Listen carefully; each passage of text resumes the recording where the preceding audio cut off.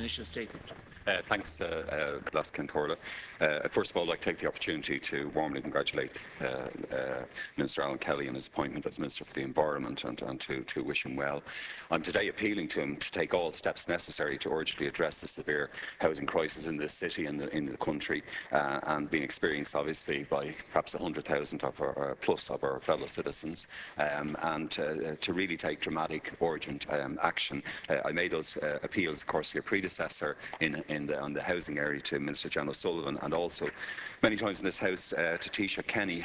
We got to the place we're in now, of course, Laskin Corla, because of the almost complete abandonment of the social housing programme by mainly Fianna Fáil governments from the late 1980s onwards. The shift in policy towards relying totally on the private sector, and also the ongoing mortgage arrears crisis. So we need to take account of all of these reasons in devising mid-term or medium-term and longer-term solutions. But we absolutely need an urgent emergency programme, Minister, and I hope that that's something that you would address, indeed, even while the Dáil is not in session over the next number of weeks. The Statement of Government Priorities, of course, had a whole section devoted to the aim of improving housing availability and affordability.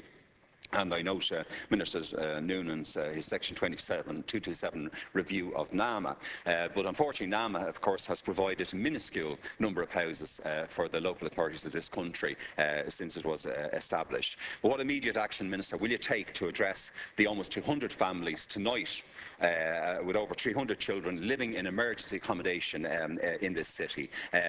All of us have incredible and terrible stories of the suffering of people who are in homelessness now, who are on in very poor rented accommodation, or who are threatened with their tenancies being ended.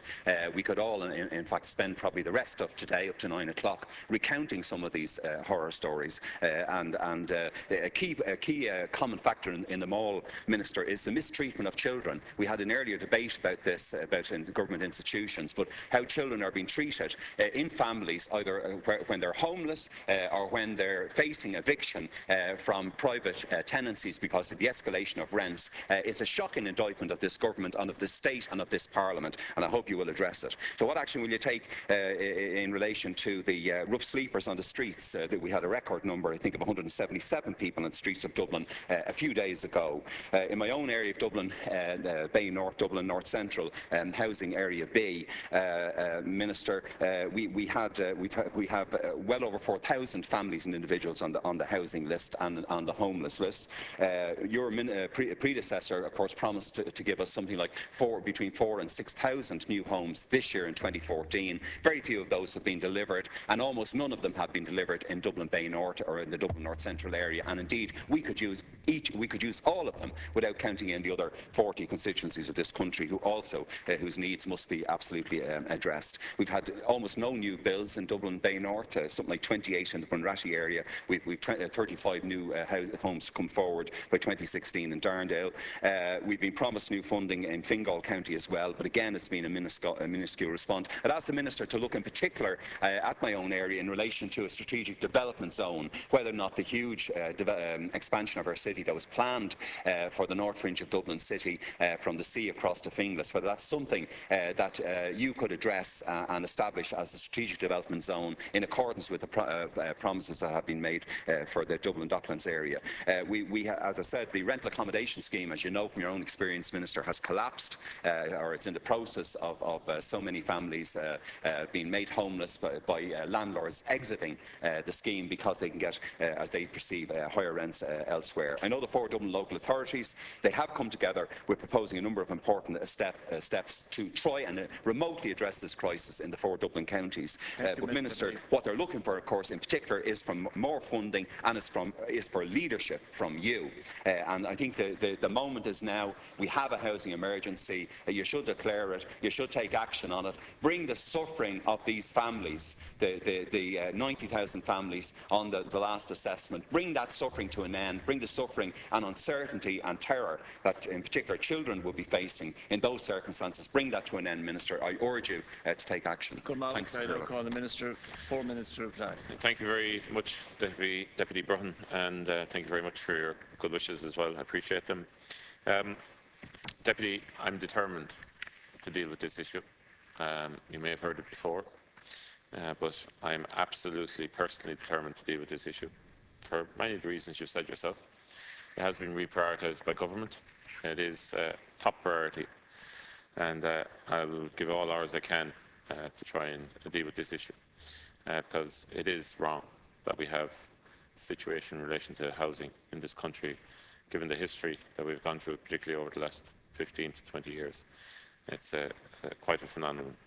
Last year, a national assessment of the need for social housing support was carried out. The results of the assessment, which were published in December 2013, showed that nationally, as at 7th of May 2013, just under 90,000 households had qualified for social housing support, with housing authorities throughout the country. The Dublin region accounted for approximately a third of this figure, thus indicating that there clearly continues to be a high demand for social housing within these local authority areas, and that this needs to be addressed. That's an understatement.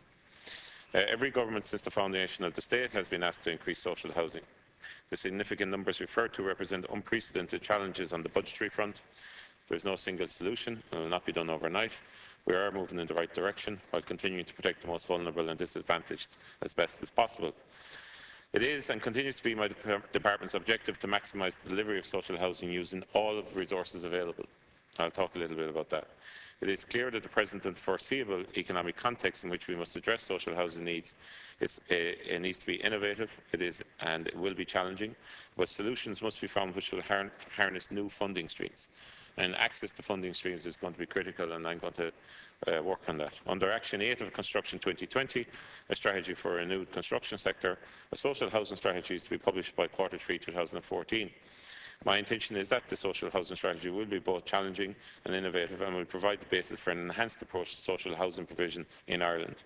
It will contain clear, measurable actions that will be taken to increase the supply of social housing, and most importantly, reduce the number of people on waiting lists. The core objectives of the rental accommodation scheme were to reform the approach towards providing accommodation within the private rental sector for long-term dependents under the Supplementary Welfare Allowance Scheme, and to contribute to the attainment of better value for money for the state in the provision of long-term accommodation option. Those objectives are as relevant today as they were when the scheme commenced in 2004. While times have changed in the area of housing, and particularly so in the provision of social housing, little has changed insofar as RAS is concerned. Far from collapsing, the scheme remains one of the principal mechanisms available to local authorities to provide suitable quality accommodation for those in need of housing.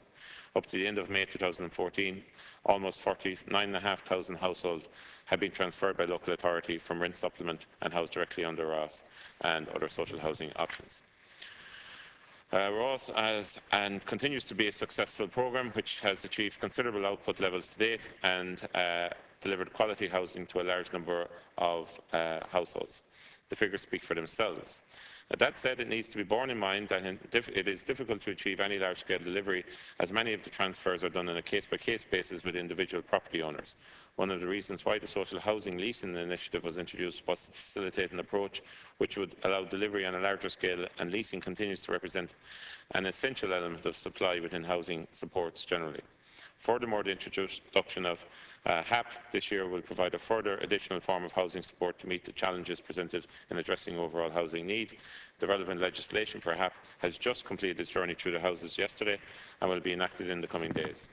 An administrative pilot for HAP is already in place in Limerick City and County Council, and with the legislation to be enacted next week, the scheme will then roll out to a further 6 other local authorities. In terms of overall supply, the recent injection of €46 million for social housing, on top of the original housing budget of over €500 million, I now expect the final output across all social housing programmes for 2014 to be in the region of 6,000 new housing units.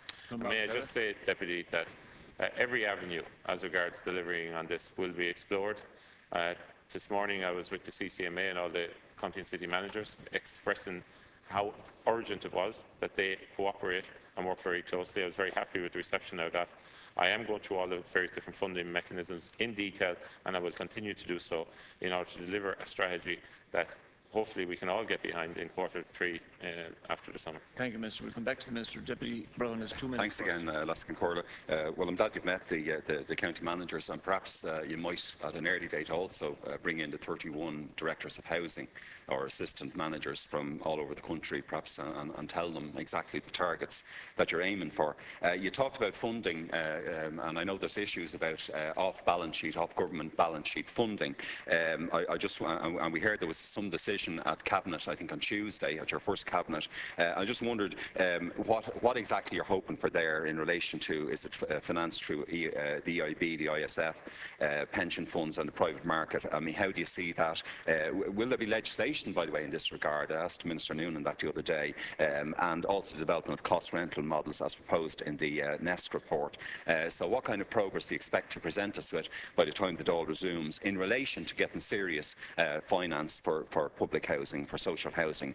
The Taoiseach also advised the House earlier this week that the heads have been approved at the Cabinet for the voluntary housing bodies, and we were asking Minister O'Sullivan to bring forward that legislation urgently, and I just want to know where that's at, and will that also be legislated, because in a whole range of areas in estate management we need that legislation, Minister, urgently.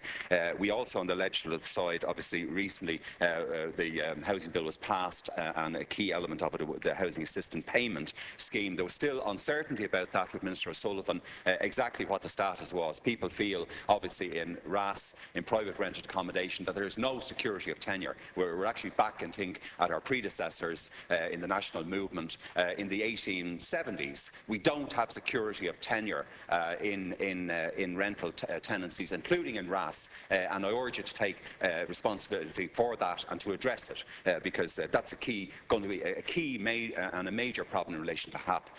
In relation to the 227 review of NAMA, like myself, you probably read the report the other day. It's a very interesting report on the performance of NAMA, but it says at the end of 2013, 596 social housing units were delivered across the country. This year we expect 500, but I mean, again, in comparison to 90,000, 100,000 families, Galway East, Dublin South, Dublin North Bay, Tipperary, all the areas of our country, it's a dismal response, in fact, from NAMA. So what might you be doing in terms of getting NAMA to deliver on its socio-economic objectives, which are clearly laid out in the legislation? And lastly, Ministers, any other options that you might look at from either models in the European Union and other countries that have strong social housing programmes, to start to claw back the situation that began to develop, as I said, over the last 20 years and left us in this current horrible situation. Thanks, Kurt. I call the Minister to reply. We are delivering and continue to deliver social housing units from all available sources, and I'm acutely aware of the difficulties, and I commend the Deputy for the passion he has on this issue, and in fairness, he's raised it on many occasions. I've seen it before. Difficulties caused by rising rents and the problem of sourcing suitable accommodation, particularly in Dublin and urban centres, but not isolated there, may I add. There are large towns and areas of the country that have issues as well. I just want to summarise by saying, look, I'm working in a process here. I'm looking at all options. I'm looking at every single potential finance option. NAMA have released their report today publicly, and the Deputy will see that they've made commitments in relation to social housing programme which they haven't made before, which is beyond what has been there in the past. I'll be in discussions with them. I'll be in discussions with every other form of potential finance as regards all available options to deliver as many units in as quickly a time as possible. I'm going to set very defined objectives. I'm going to set very defined strategies. I will speak to all the housing managers. I spoke to the CCMA, all the money in place since Monday. I spoke to them this morning. It was, I have to say, mostly in relation to social housing strategy. I wanted to ensure that the strategy being published in September, that the vacuum in the middle wasn't going to be lost time. I want to expect and want to see all their plans in place in relation to all opportunities. I don't want to see time delays where possible in relation to issues like planning and other aspects. And I also want to know if there's any blockages in their way, which are outside of the realm of themselves, but whereby I can facilitate them. So every form, as regards the local authorities, I have made that very clear. As regards The funding areas, I'm going through every avenue, and we're doing it cross-government, may I add, to try and source the funding. The various, we're looking at everywhere, but to get as much funding as it's actually possible to deal with the situation we unfortunately find ourselves Thank you, in. Minister. There's a number of other questions which the Deputy requested. What I might do is I'll deal with them offside here, and I'll have a chat with you there now. Okay, thanks. Pursuant to the order of the Dáil, the House